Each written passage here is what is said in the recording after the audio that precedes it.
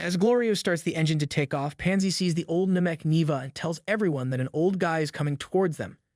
They look concerned for a while and Neva slowly walks towards them. Everyone gets off the ship and wonders what the old lad is up to. Neva laughs and calls them strange fellows because he hasn't seen humans before. Mo is also watching all of this and gets frustrated to see Neva. Goku asks him if he lives here just when Neva is about to answer. He senses the Dragon Ball on Glorio's shoulder. Suddenly, he starts singing a song about the Dragon Balls and his body moves in joy. Vegeta says that the old Namek has loose screws and he is full of trash, so they should get going now. Piccolo steps up and tells him to act normal as he can see right through him. He asks if he is the legendary Namek known as Neva. Neva calms down and says that a warrior Namek is very rare to see nowadays. He tells Piccolo that he reminds of Katas and Piccolo replies that Katas was his father. Neva asks Piccolo his name and thinks that it is a strange name when Piccolo answers. Neva asks what are they doing here and Piccolo tells him that he knows very well. He goes on to explain that Neva is the one who came to the Earth alongside King Goma and used the Earth's Dragon Balls. Vegeta gets pissed to hear this. Goku also remembers that Neva was the one to come to the Earth and Neva smiles saying that Piccolo is truly a fellow Namek. Neva explains that it was Goma's request to come to Earth and turn them into children because he feared that they would invade the demon world. Hence, if they are turned into children, there won't be any problem. Piccolo asks what would have happened if Goma has asked for something else, so Neva shakes it off saying that he would have just acted senile to avoid any bizarre request. Piccolo asks again if he knows that Dend will be kidnapped.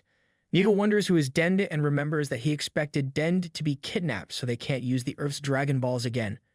Piccolo gets a bit angry and asks what would have happened if he had killed Dend. Neva doesn't think like that and tells him that Nameks are important and that Goma will never kill him. He adds that what he didn't predict was the Earth's heroes coming to the demon world and collecting the Dragon Balls present here. Goku explains that they have Dragon Balls here, so they decided to use the demon world's Dragon Balls to turn into adults again and save Dend. Neva looks at the bag again and wonders how many Dragon Balls they have collected so far. Goku explains that they only have one Dragon Ball for now and they are on their way to the second Dragon Ball. Neva is concerned and says that he never expected them to be so strong even in their little forms that they could beat Tamagamis. Pansy is concerned, so she asks Neva if he is the one to make all the Tamagamis. Neva says that he indeed made them. Hence, Pansy asks why he can't take out the Demon King himself if he has such strong creations, so Neva explains that Nameks should not use their power for conflicts. Everyone stares at Piccolo, which makes him nervous, so he tells them to stop looking at him. Glorio says that they have been here for too long and the gendarmeries also know their location, so they should get going. As they are about to board the plane, Neva says that he wants to come with them, but Pansy replies that the plane is too crowded and he is also quite big. But Neva has a card up his sleeve, so he tells them if someone knows the Nameks language. Everyone stops and Neva reveals that they need to speak in Nameks language to have their wish granted. Bulma remembers that it was the same case with planet Namek Shenron named Porunga.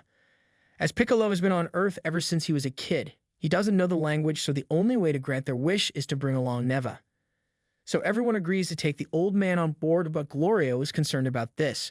Meanwhile, back at Marba's place, Arinsu is back with Majin Q, and she has explained everything to her.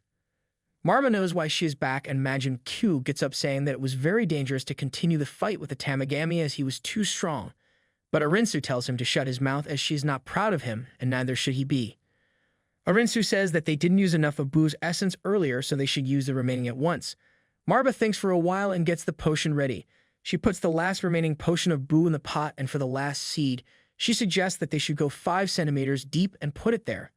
Arinsu's concern is this is their last chance, hence, they should go 20 centimeters in, but Marbs gets shocked.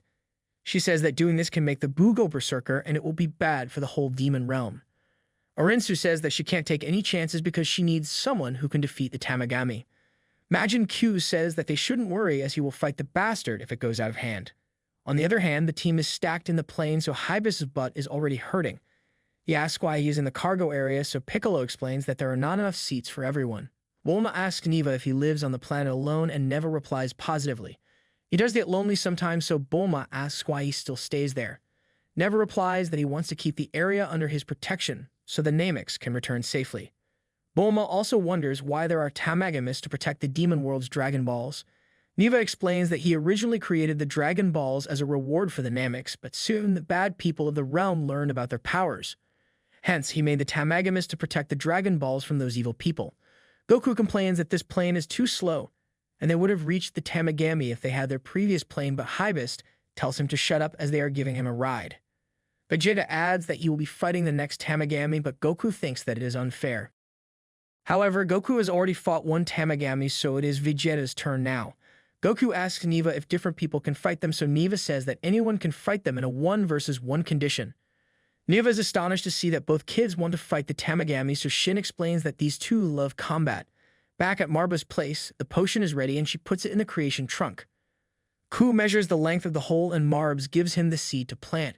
Ku looks at the seed for a second and asks Arinsu if the new Majin will be his brother. Arinsu doesn't really care about it, so Majin Ku puts the seed at the bottom of the hole and Arinsu orders her to water it. He follows the orders and they make their distance from the trunk. The magic starts happening and Arinsu asks what is the name of this new Majin. Marba says that his name is Majin Du, and suddenly, the cover breaks. At that instant, we see a fat Majin standing in front of them with eyes looking exactly like Majin Buu's. Du turns around and shouts so loudly that even Marba and Arinsu get scared. They are shocked to see the devil eyes of Majin Du, but Majin Ku is really happy.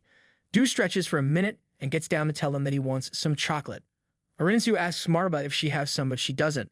So Majin Ku runs to a convenience store and gets 2 chocolates. Majin Du eats his own, but he wants the other one as well, so the two Majin fight over snacks. After that, Majin Du goes to Arinsu and asks what does she want him to do. Arinsu is still confused, so she tells him that he needs to fight some strong opponents called the Tamagami. Du agrees and Marba thinks that the serum has worked successfully, but Arinsu is still not so sure. Meanwhile, Goku and the rest of the gang reach the second Tamagami and Arinsu takes Majin Du to the first Tamagami. Du challenges the Tamagami and the Tamagami gets down to fight him. He prepares for battle and Majin Du starts jumping in the air. Number 1 Tamagami gets concerned and Du launches towards him. He throws Du back, but Du bounces back off of a wall and strikes the Tamagami again. He teleports very fast to make his moves unpredictable and throws a kick right at his face. The Tamagami chases after Majin Du, but he hits the Tamagami in the head with his butt.